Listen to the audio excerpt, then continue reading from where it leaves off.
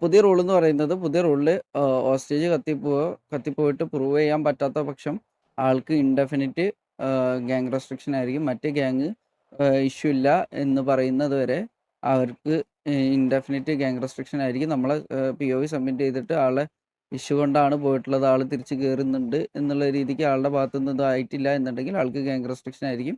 Okay.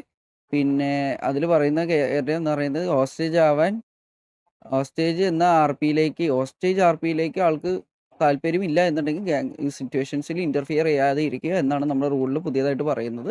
Situation കാര്യങ്ങളിൽ interfere ചെയ്യാതെ ഇരിക്കുക, ഈ പറയുന്ന പോലെയുള്ള കാര്യങ്ങളിൽ ഇതേക്ക് വരാണ്ടിരിക്കുക എന്നാണ് നമ്മൾ പറയുന്ന റൂള്. പിന്നെ ഇപ്പൊ ലീഡറിനും കോ ലീഡറിനും കാര്യങ്ങളിലൊന്നും ഹോസ്റ്റേജ് എടുക്കാൻ പറ്റത്തില്ല. അത് പുതിയ റൂളാണ്. ഇപ്പൊ അറിയാതെ ഒരു ലീഡറെയോ കോ ലീഡറെയോ ആണ് ഹോസ്റ്റേജ് എടുത്തിട്ടുള്ളത് എന്നുണ്ടെങ്കിൽ അവർക്ക് മാറ്റിക്കൊടുക്കും, പ്ലെയറിനെ മാറ്റിക്കൊടുക്കും. അത് മറ്റേ ഗ്യാങ് പറയുന്ന ഏതെങ്കിലും ഒരു പ്ലെയർ മീൻസ് മറ്റേ എന്താ പറയാ, ഇപ്പൊ ഹോസ്റ്റേജ് എടുക്കപ്പെട്ട ഗ്യാങ്ങിന്റെ ആരെങ്കിലും ഒരാൾ, അതല്ലാണ്ട് മറ്റൊരു റിക്വസ്റ്റ് ചെയ്യുന്ന പോലെ ഇന്ന ആളെ വേണമെന്ന് പറഞ്ഞിട്ട് കൊടുക്കത്തില്ല. മറ്റേ ഗ്യാങ് പറയണ ഏതെങ്കിലും ഒരാൾ വേണമെന്ന് പറഞ്ഞ മറ്റേ ഇന്ന ഒരാളെ തരാം എന്ന് പറഞ്ഞു കഴിഞ്ഞാൽ അത്.